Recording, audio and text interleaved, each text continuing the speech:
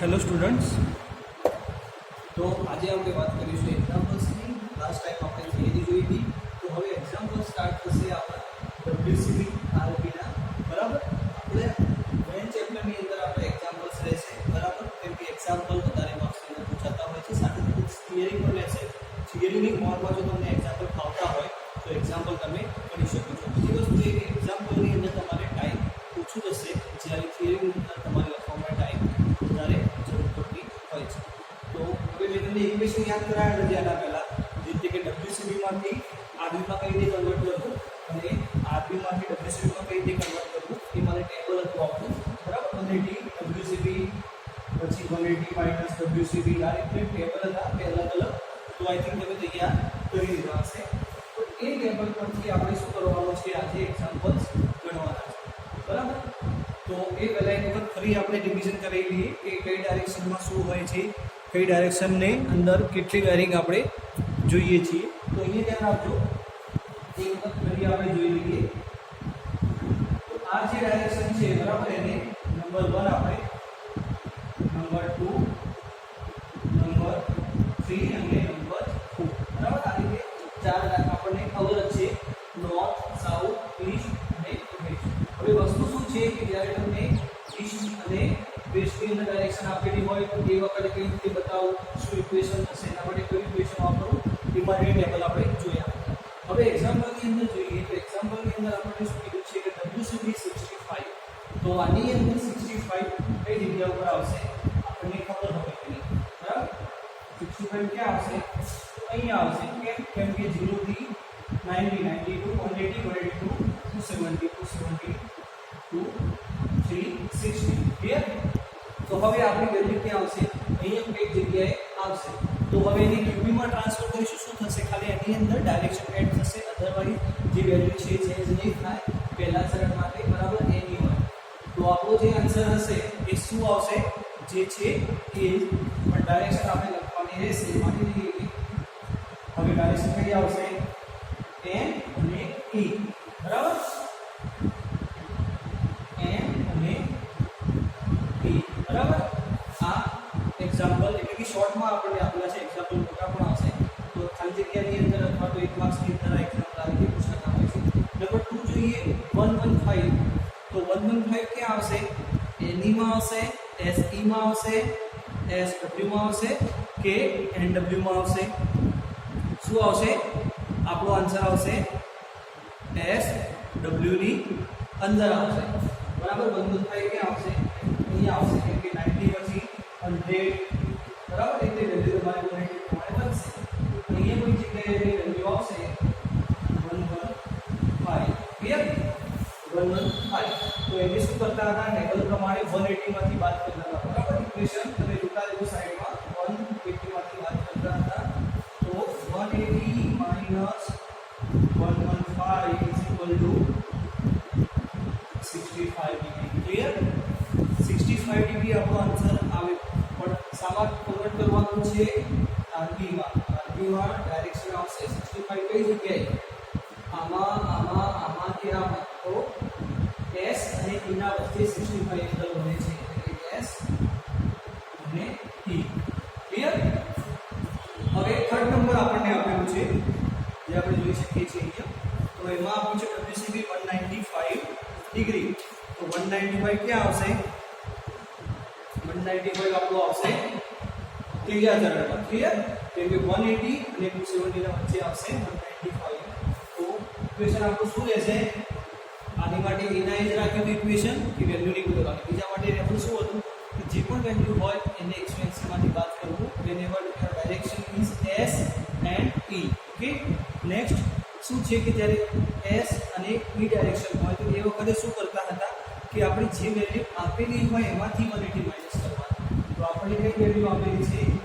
195 minus 180 is equal to 50.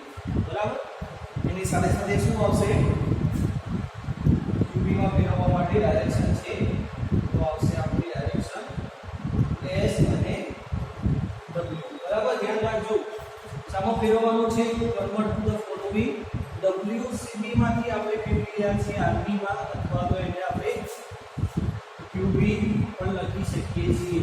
એટલા માટે direction add કરી છે કે પહેલા તમને થિયરીમાં પણ સમજાવેલું છે. એ જ રીતે આપણે હવે 2 4 5 કયામાં આવશે? આ ચરણમાં આવશે, સેકન્ડમાં આવશે, થર્ડમાં આવશે કે ફોર્થમાં આવશે? કયામાં આવશે? થર્ડમાં, કેમ કે 180 અને 270 વચ્ચે આવશે 245. બરાબર. તો એના જ મેથડ કે 180 માંથી વધી જાય ત્યારે શું કરતા હતા? 180 માંથી બાદ કરવાનું. તો આને પણ આપણે માઇનસ કરીશું. 245 minus 180 is equal to 65 degree અને ડાયરેક્શન આપણી S W. ક્લિયર? હવે એ જ રીતે 295 આવશે તો એના માટે શું ઇક્વેશન હતું કે 295 માટે ઇક્વેશન શું હતું? આપણે એ જ પ્રોસેસ કરવાની રહેશે. બરાબર. શું હતું? 360 માંથી આપણે એને બાદ કરતા હતા. તો હવે આની અંદર પણ એવું જ થશે કે 360 વાળી વેલ્યુ હોય જ્યારે આપણી 270 થી વધારે હોય ત્યારે આપણે શું કરતા? 360 minus 295 એટલે આપણું વેલ્યુ કેટલી આવશે? 65. પરંતુ ડાયરેક્શન આપણી આવશે બરાબર. તો એક્ઝામ્પલ જ્યારે પણ તમારે કાઉન્ટ કરવાના થશે તો આપણે એ રીતે એક્ઝામ્પલ કાઉન્ટ કરીશું. બરાબર. પણ તમારે આની અંદર ટેબલ ખાલી યાદ રાખવાનું રહેશે. કે તમને ટેબલ નહીં આવડતું હોય તો તમને કયા સમયે કયું ઇક્વેશન મૂકવું એ તમને ખબર નહીં પડે. હવે આ જ રીતે આપણે એક બીજો એક્ઝામ્પલ જોઈશું જે રહેશે આપણો ક્યુબી. બરાબર. ના, એના પહેલાં આપણે ફરીવાર એક આપણે આ રીતનું એક્ઝામ્પલ જોઈ લઈએ. એના પછી આપણે કરીશું ક્યુબીમાંથી WCB. બરાબર. એટલે તમને સારી એવી સમજ પડશે. તો એક ફરી એક જોઈ લઈએ એક્ઝામ્પલ. તો હવે આ એક્ઝામ્પલ જોઈશું જેની અંદર સેમ ફોર્મેટ છે. WCB માંથી RQ માં ફેરવવાનું, પરંતુ આની ડિગ્રી સાથે આપણને શું આપેલું છે? મિનિટ પણ આપેલી છે. બરાબર. ડિગ્રી સાથે શું આપેલું છે? મિનિટ આપણને આપેલી છે. ક્લિયર? અને આપણે મિનિટ લઈશું. જો પાછળ બીજી કોઈ વેલ્યુ આપેલી હોય 20 અને પર બે લાઈન આ રીતે દોરેલી હોય તો એને આપણે સેકન્ડ લઈશું. ક્લિયર?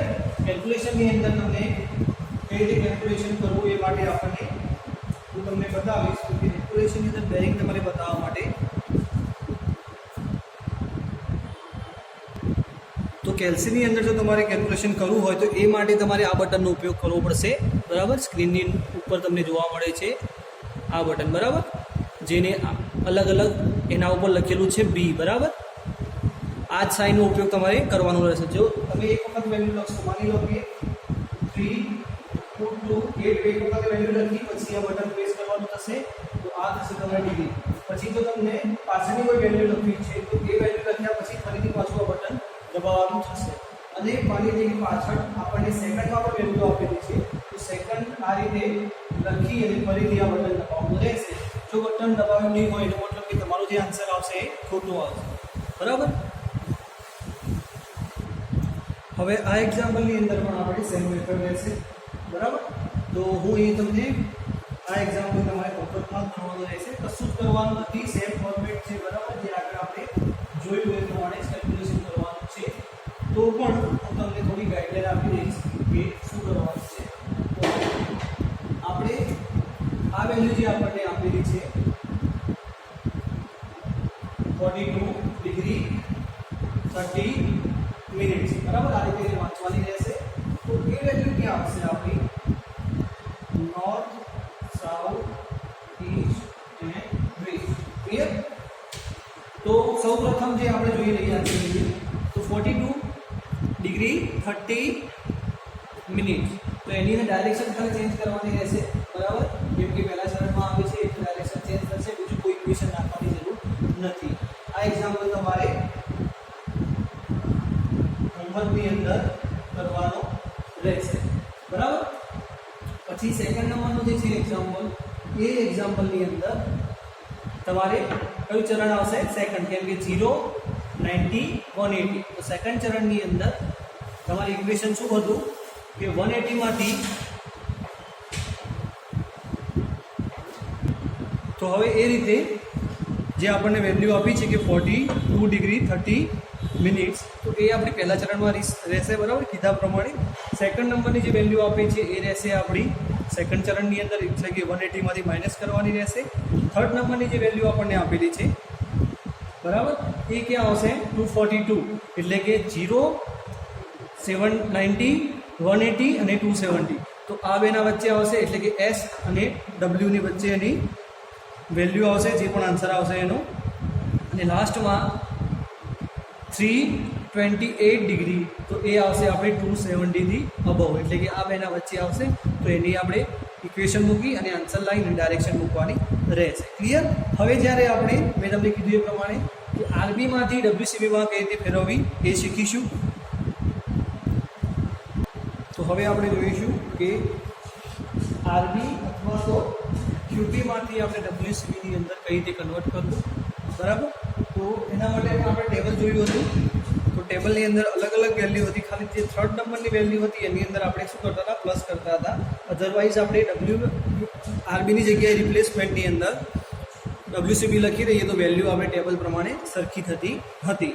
હવે આની અંદર આપણે વેલ્યુ મૂકીશું. તો પહેલી વેલ્યુ આપી છે આપણને NW, બરાબર. તો NW જે આપી છે એ ક્યાં આવશે, NW. તો આ ડાયરેક્શનની અંદર કોઈ એંગલ આપણને મળી ગયું છે. એંગલ છે આપણો 70 ડિગ્રી 50 મિનિટ, બરાબર. અને ડાયરેક્શન આપણું NW છે.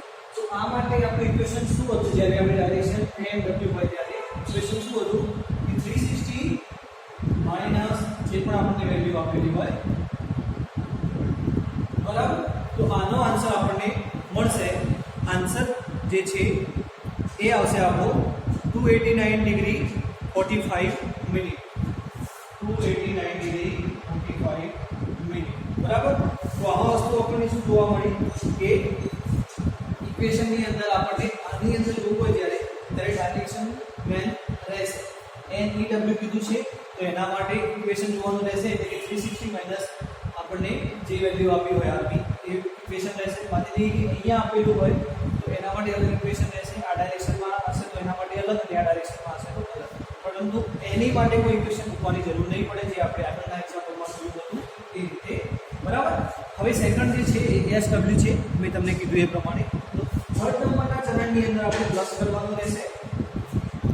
180 પ્લસ આપણને જે વેલ્યુ આપી છે એ 180 એટલા માટે અહીંયા તમારી કોઈ વેલ્યુ હશે, અહીંથી અહીં સુધીનું જે એંગલ બનશે તો એ માટે 180 અને આપણને એંગલ જે આપ્યું છે 35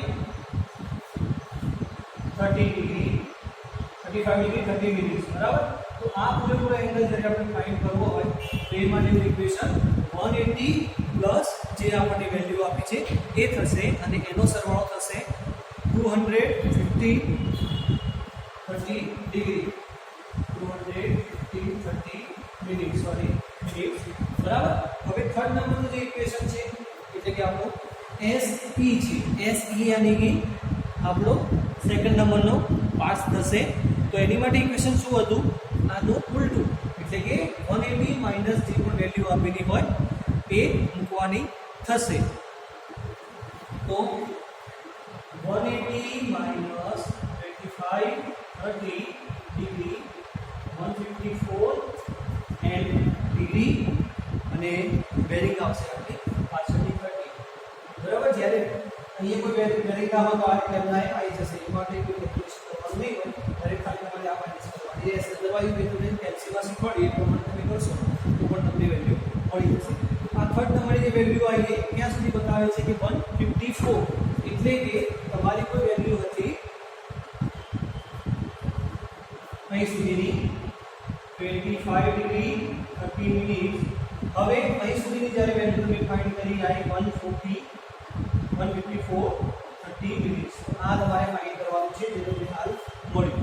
હવે એની માટે શું ઇક્વેશન છે, એની માટે આપણે શું કરવાનું થશે કે જ્યારે ડબ્લ્યુસીબી ફાઇન્ડ કરવાની હોય તો એ મેં તમને પહેલા પણ કીધું છે કે જે વેલ્યુ આપી છે એ જ આવશે, પરંતુ ખાલી ડાયરેક્શન તમારી નીકળી જશે, બરાબર. આ ડાયરેક્શન આપેલી છે એ નીકળી જશે. હવે લાસ્ટ નંબર જે છે S32 50 મિનિટ્સ એ ક્યાં આવશે આપણું? એ આવશે આપણું SE ના અંદર, એટલે કે પાછું એને 180 માંથી માઇનસ કરીશું તો આન્સર આપણો આવશે 180 માઇનસ 32 50 બરાબર મિનિટ્સ. તો એનો આન્સર છે 147 ડિગ્રી 45 મિનિટ. 147 ડિગ્રી 45 મિનિટ બરાબર. તો આ રીતે તમારે એક્ઝામ્પલ કાઉન્ટ કરવાનો રહેશે બરાબર. કે જ્યારે તમને કીધું હોય કે આરબી માંથી જ્યારે ડબ્લ્યુસીબી માં ફેરવવાનું હોય, કશું નથી એની અંદર, ખાલી તમારે ટેબલ જે હતા બરાબર, બે ટેબલ હતા આપણી પાસે, કે ડબ્લ્યુસીબી માંથી આરબી માં કઈ રીતે ફેરવવાનું એના માટે એક ટેબલ હતું જે આપણે જોયું હતું, અને એક બીજું ટેબલ હતું કે આરબી માંથી અથવા તો 50 માંથી ડબ્લ્યુસીબી ની અંદર કઈ રીતે ફેરવવું એના માટે બે ટેબલ થયા. તો આ બે ટેબલ જો તમને આવડતા હશે તો જ આની વેલ્યુ કઈ રીતે આવી. માની લઈએ કે 180 માઇનસ ને રીતે કર્યા, 180 પ્લસ ને રીતે કર્યા, અથવા તો 360 માઇનસ ને રીતે કર્યા, તો ટેબલ ઉપર તમને સમજવા મળશે. અધરવાઇઝ તમને કોઈ ખબર નહીં પડે કે કઈ વેલ્યુ ક્યાંથી આવી. તો હવે આ એક્ઝામ્પલ જે છે જોઈશું, જે તમારી હોમવર્કની અંદર રહેશે બરાબર. આ છે આપણું S E N E S S E N W અને S E લખેલું છે બરાબર. જેની અંદર વેલ્યુ તમને આપેલી છે 45 degree 10 minutes, 60 degree 40 minutes, 9 degree 50 minutes અને 80 ડિગ્રી 40 મિનિટ્સ. ક્લિયર? આની માટે ઇક્વેશન મૂકવાનું છે. સૌપ્રથમ તમારે સાઈડમાં આ રીતે સ્કેચ કરી દેવાનું બરાબર, જે તમારી માટે બહુ જ યુઝફુલ રહેશે જ્યારે તમે કેલ્ક્યુલેટ કરતા હશો એક્ઝામ્પલ. તો હું તમને ખાલી હિન્ટ આપી દઈશ, કેલ્ક્યુલેટ કરીને તમારે મને કરવાનું રહેશે. તો n અને e કઈ જગ્યાએ આવશે આની અંદર? n અને e આપણને જોવા મળશે. તો આપણે શું કીધું હતું કે જ્યારે તમારું વેલ્યુ જે છે એ પહેલા ચરણમાં હોય તો એ વખતે ફક્ત ખાલી એની ડાયરેક્શન આપેલી છે એ નીકળી જશે બરાબર. આપણે આરબી માંથી ડબ્લ્યુસીબી માં કન્વર્ટ કરવી હોય ત્યારે. તો 46 અને 10 ડિગ્રી 46 મિનિટ 10 મિનિટ્સ અહીંયા આવી જશે. સેકન્ડ નંબર જે છે SE, તો SE આપણને ક્યાં જોવા મળશે? S અને E. તો સેકન્ડ ચરણ માટે ઇક્વેશન શું હતું કે 180 અહીંયાથી માઇનસ કરવાનું બરાબર, કેમ કે અહીંયા 0 છે, અહીંયા 0, અહીંયા 90, અહીંયા 180, અહીંયા 27. ક્લિયર? આપણું 180 હોય અને એની અંદર આપણને કોઈ x વેલ્યુ આપવી હોય અને આપણે જ્યારે આટલું ફાઇન્ડ કરવું હોય તો શું કરવાનું? 180 માંથી આટલી વેલ્યુ બાદ કરીશું એટલે ઓટોમેટિકલી આપણને વચ્ચેનો એંગલ મળી જશે. ક્લિયર?